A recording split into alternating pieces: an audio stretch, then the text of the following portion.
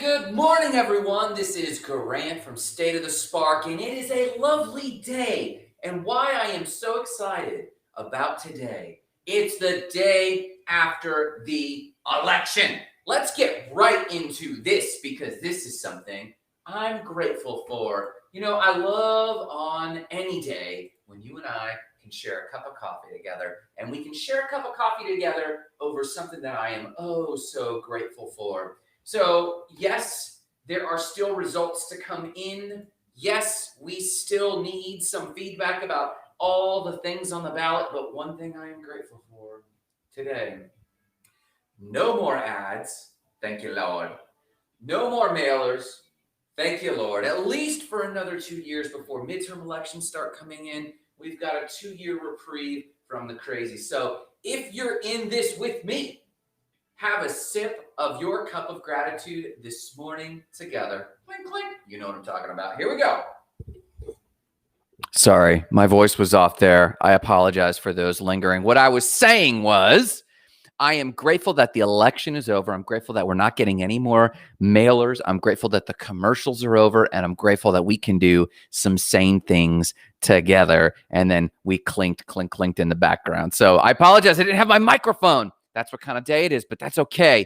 Let's talk about other news. Before we talk about 5 gurus that have been in my life, I want to share with you the awesome story of these 5 gurus and what I learned from them. What I learned from these gurus is powerful and relevant today. I don't just mean in this era. I mean this day, the immediate day after the election. And of all the things these 5 gurus taught me, they all taught me. They had different names, different titles, different skills, but they all taught me the same 2 lessons. And I'm going to share with those with you today. But before all of that, other news. Here we go. So, in other news, where are we at here? In Canada and Canada, in Montreal specifically, there is an awesome art installation known as Moving Dunes. And I want you to look at this because it is a beautiful installation. It's very stimulating. Here, let's do this. Boop, there it is. It's a beautifully stimulating piece, and they've taken a blocked off road and they've painted what looks like anamorphic sand dunes, natural tones, but it flows like a dune. But the cool part, you can see a thumbnail there. The cool part is that they put these chrome spheres in the middle of the road so that as you approach the sphere, it looks like you're walking on these warped dunes. It's very stimulating. It makes me wish I could be in Montreal and check out those awesome dunes. So that's what's going on in art news. In other news, science news. Here we go. And just a reminder, the reason we do this other news is the very same reason you probably stayed up at night stress eating about this freaking election. We do other news to talk about things entirely other, things that are often beautiful, things that are often stimulating, things that get us pumped about other things than what the public wants you to be pulled into, what propaganda wants you to get pulled into. The things people want you to worry about are completely unnecessary. So we're going to talk about Voyager 2. Voyager 2. Now, Voyager 1, Voyager 3, there's several Voyager crafts out there, and Voyager 2 went silent for 7 months. I don't know if you know this. I don't know if you cared about this, but you should. The Voyager spacecraft was launched in August 1977. And it was put out in a time of ambition space travel for humans. And the technology founding forefathers at the time had the foresight to know that we wanted to explore our solar system. So this thing has been going on for 43 years now and has passed Neptune already. And I got the date here, as of 2007, it passed the termination shock. The termination shock is basically the termination of what we know as our normal solar system, and then it gets into the heliosheath and the heliosphere, which is basically the tailwind as our star itself, our Helios, our star itself travels through interstellar space. It basically creates a force field, if you will, a magnetosphere and a radiation sphere around it, and it creates a tailwind. This is known as the heliosheath and the heliosphere. And this is basically the point where we're in interstellar space. Now, why do I know all of that? I know all of that because of the Voyager 2 craft and the Voyager program. So the Voyager 2 craft, it's been out there for 43 years.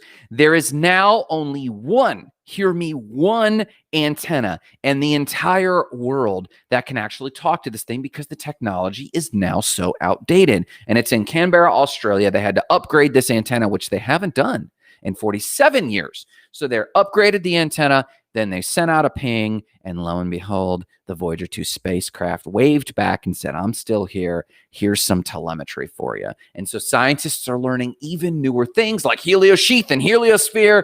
That is the power of the Voyager 2. And I'm reminded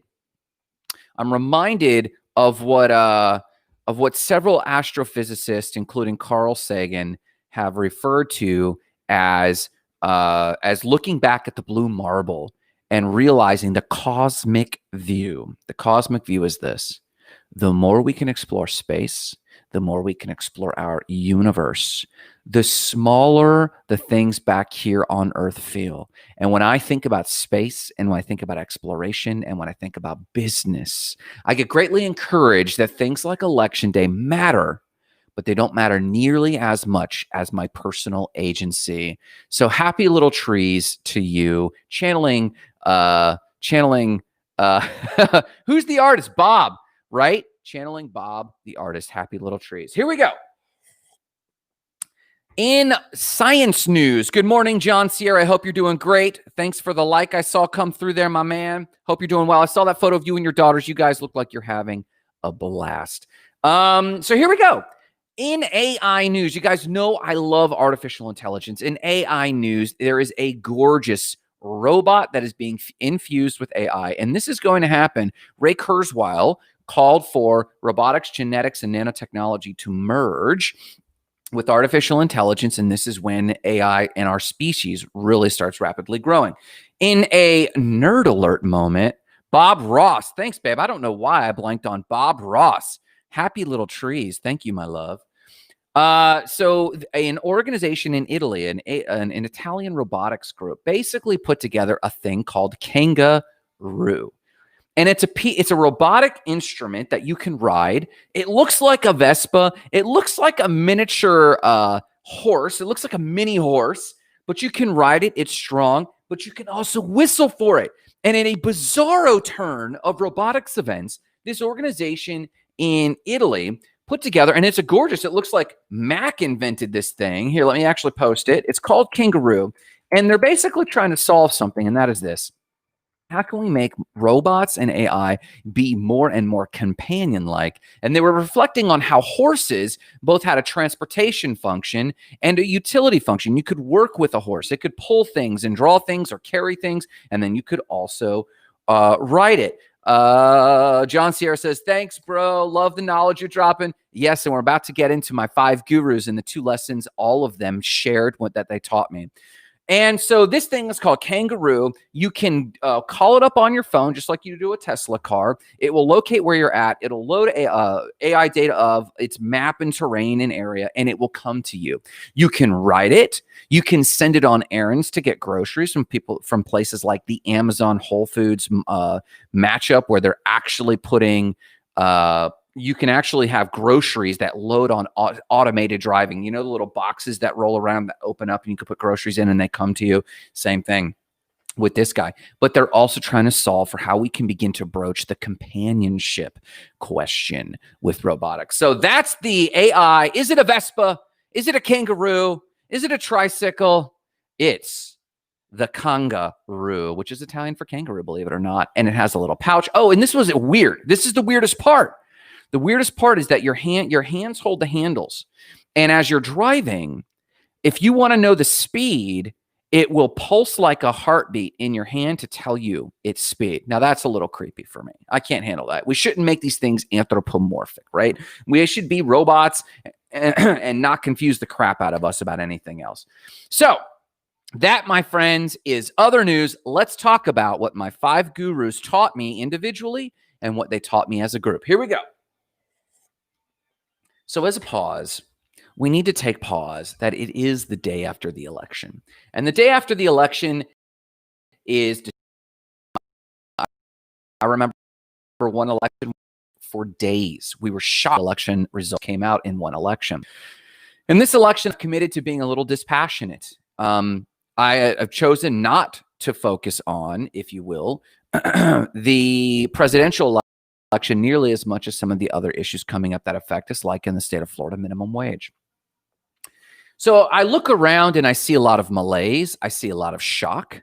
I see a lot of hangups that people have about winning the election. On top of that, as a personal development coach and someone who's done a lot of speaking and training around personal development, Jessica says, bring on the knowledge. Good morning, Jessica. I hope you are doing fantastic. So I woke up this morning and I even watched Marissa in bed scrolling and refreshing her screen to kind of see what's going on. And I was thinking about all the best advice I had gotten on what matters in life. And as I mentioned in other news, the cosmic view is very helpful with that when you know how large the universe is and how much further we have to explore, and you realize how much more you have to grow and how much more you have to learn. A lot of this pales in comparison. But I was thinking about my mentors, and this month is National Novel Writing Month, otherwise known as NaNoWriMo. And several years in the past, I've actually taken the time and carved out the time to write fiction novels, 50,000-word fiction novels, and I've loved that, and that's been a great experience. Marissa, my lovely bride, challenged me this month, Grant, I think it's time to put down some of the freedom frameworks from State of the Spark into book form. I think it's time to be able to point to those and refer people to them so that they can actually hear what you talk about when you talk about what we're going to talk a little bit about today, demystifying motivational masters, or what's the freedom framework for small business, MSPBA, or what's the freedom framework for feeling fulfillment, the TLE, the total life experience. Can you put this down into book form so that people can read them? So that's what I'm doing for National Novel Writing Month. That plus the election has got me thinking about a lot of things, specifically semester at sea. Now, you guys know, if you've been around me for 2 minutes, I love this pivotal moment of my life. Semester at sea was my hero's journey, the crossing of the threshold phase. And this was a huge crossing of the threshold for me. The call to adventure, my hero's journey call to adventure, happened much earlier than that, but I rejected that and I refused the call. I was called to adventure in several stages. I won't go into it. But semester at sea was huge for me, and it's when I crossed the threshold. And the master, if you will, if you've read The Alchemist, if you've read The Alchemist, you know that there was a call to adventure, and Melchizedek, I believe, visited the hero before he even crossed the threshold. I had mentors at different stages in my life, and I want to honor them. And even though I don't spend time with any of these mentors now, I want to always pay homage to them. And I want to share with you some highlights of that in a very brief, before you get off to work today, of who they were, what their titles were, what they said mattered, and the 2 lessons that all of them to a person shared. They were very different people from very different backgrounds. A few of them knew each other and didn't even like each other, and didn't like how they were affecting me. But I knew I needed those multifaceted mentors at that time. I need these multifaceted mentors today. But all of them agreed on 2 lessons. I'm going to share that with you. But let me actually share with you before that who they were.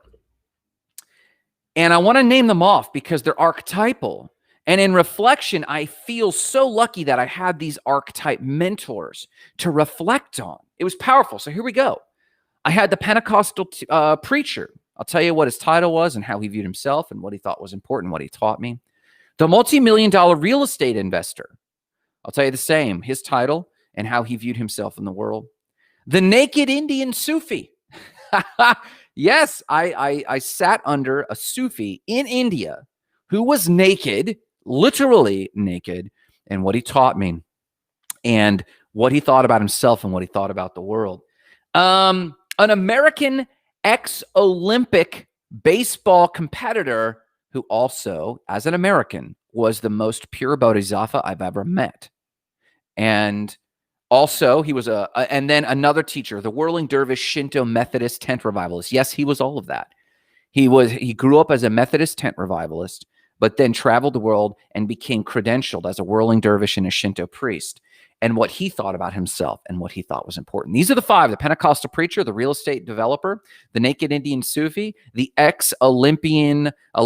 baseball Olympian competitor Bodhisattva, and the whirling dervish Shintoist Methodist tent revivalist. What did these guys teach me? Let me share with you very quickly, and then I'll summarize with the two lessons all of them agreed on, which is the basis of one of the Spark Freedom frameworks known as Demystifying Motivational Masters. Here we are. The Pentecostal preacher. He called himself a preacher. Many people around him called him a prophet.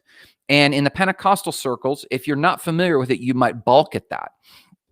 I balked at it. There's a lot of people in the Pentecostal circles that'll hand you a business card and it'll say apostle, prophet, teacher. And it tries to identify themselves as the fivefold ministry. We don't have to go into it. This person didn't like to be referred to as a prophet. He liked to be referred to as a preacher. But the reason I call him a prophet and other people did is he was accurate, truly accurate, and the scary woo-woo prophetic. Scary accurate. This guy was an outsider amongst the church. He taught me spiritual discipline when I needed it.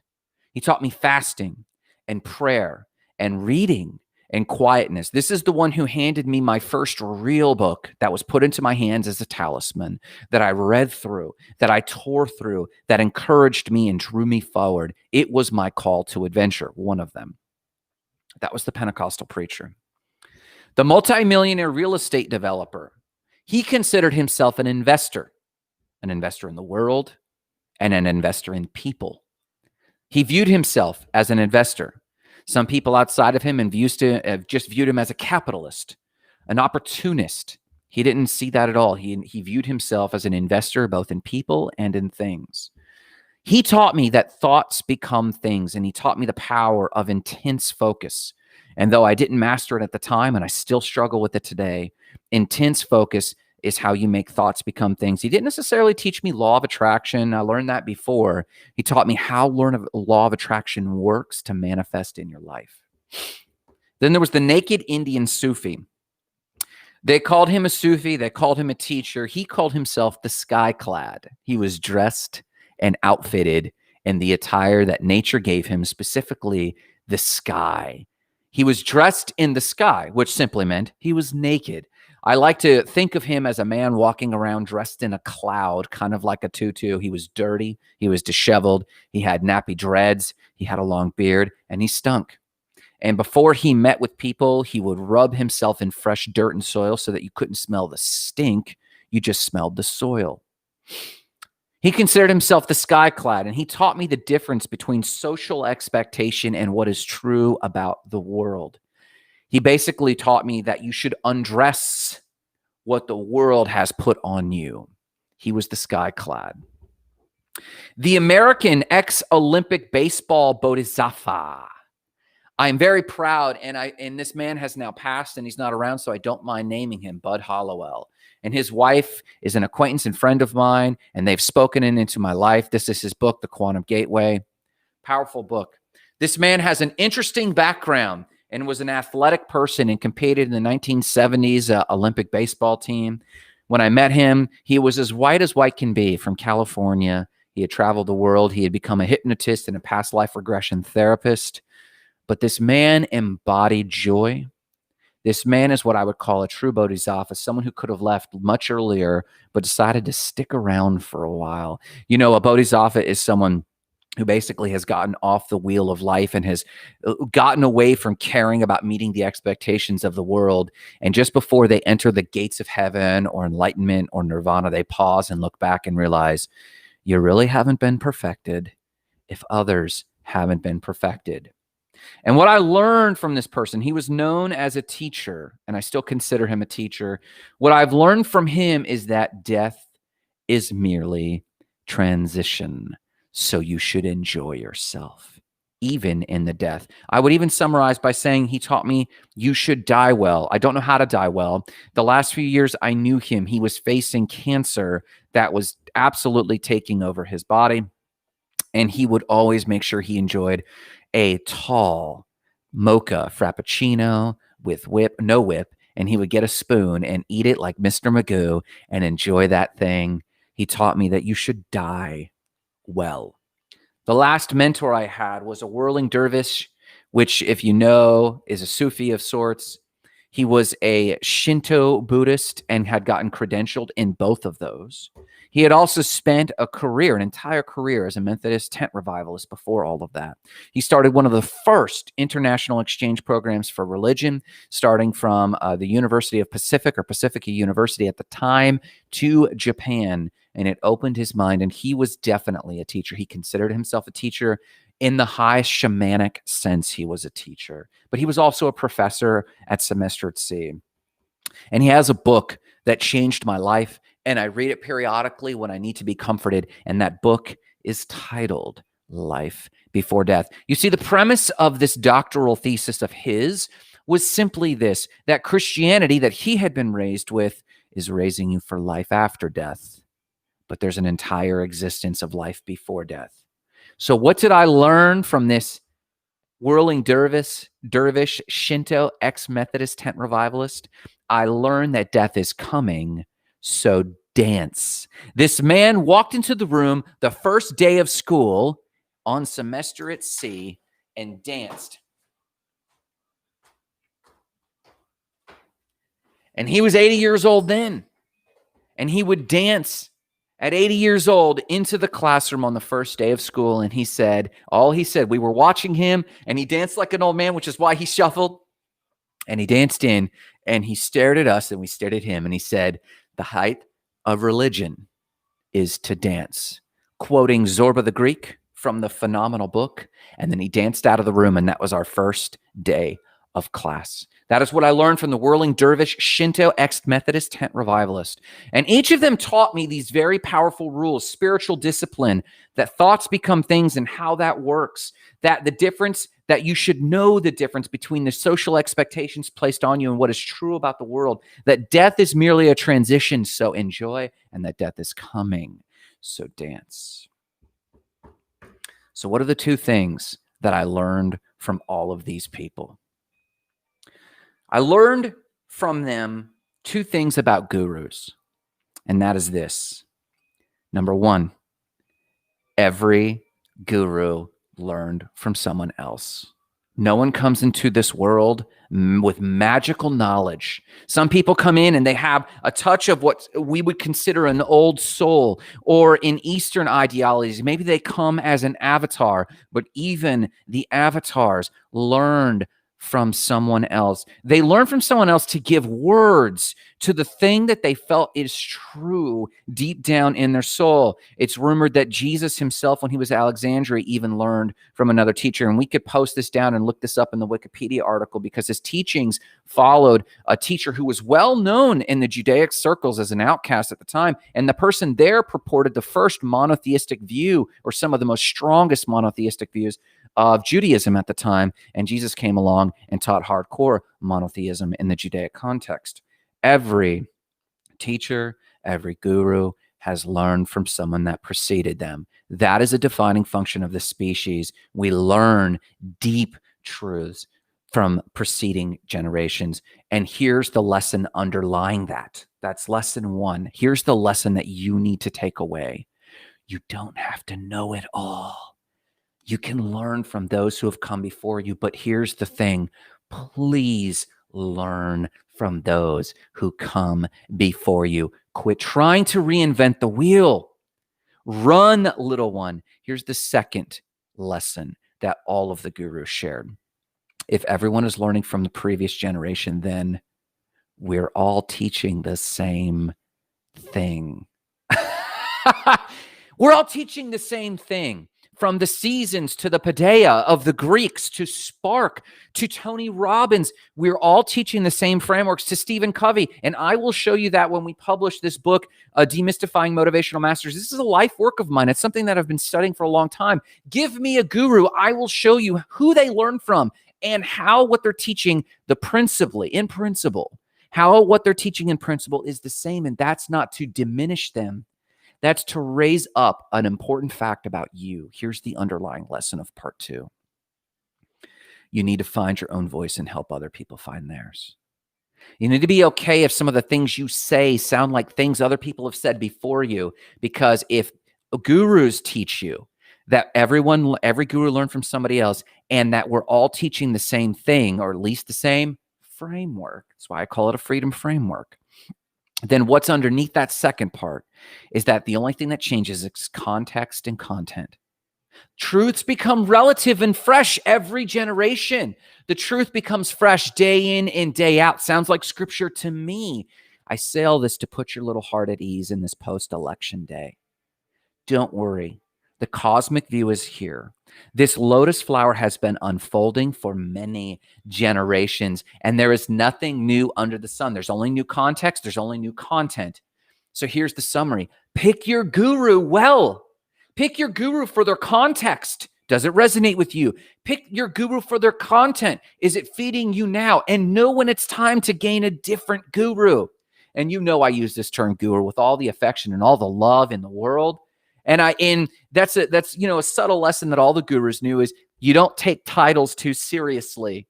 They knew that being a teacher, a shaman, a guru, a preacher was a sacred honor.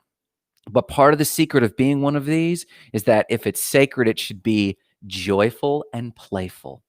All of these gurus had a playfulness to them that I cannot express to you. They didn't take themselves or the title or the role too awful seriously. In fact, in a lot of ways, they were comedians like George Carlin. Their role as the court jester is to point out crazy things. Have you heard of sacred clowns in Indian culture or Native American or indigenous culture? And they poke fun at, and they're court jesters to the silly things that go on in our society. They do that because they have a cosmic view that there's a much bigger story unfolding. And if we can quit looking for a moment at these false idols that we put on a pedestal, such as the election cycle, and does that really matter? And the ego things that do these things really matter? I encourage you to learn these two lessons. Gurus all learn from someone else. That means you can too. And don't take any in particular guru too seriously, but take them very seriously. Take your journey very seriously. And the second, they're all teaching the same thing. And once you can start seeing the same thing, once you can read between the lines and see through the scrim and see the underlying framework, then you too can start playing with finding your own voice and becoming your own shaman and helping other people find theirs, and a teacher and shaman to the world. That's my lesson today. I love you guys. I hope you do not get sucked into the election funk. I hope you do not let yourselves get sucked into the COVID funk today. I hope you go out and make something extraordinary of yourself today. Get after it. If you need support, visit us at the Goals and Gratitude group. Remember, the show is moving to the Spark business page on Facebook, facebook.com/State of the Spark. Check it out. If you need support, check out stateofthespark.com. We're updating it all the time. We're trying to get all of our teachings, all of our libraries, all of our courses on there for you so that you can walk out and be your own guru. But in the meantime, remember the mission: igniting lives of explosive significance, starting with your own. Have a great day. Take care and be blessed.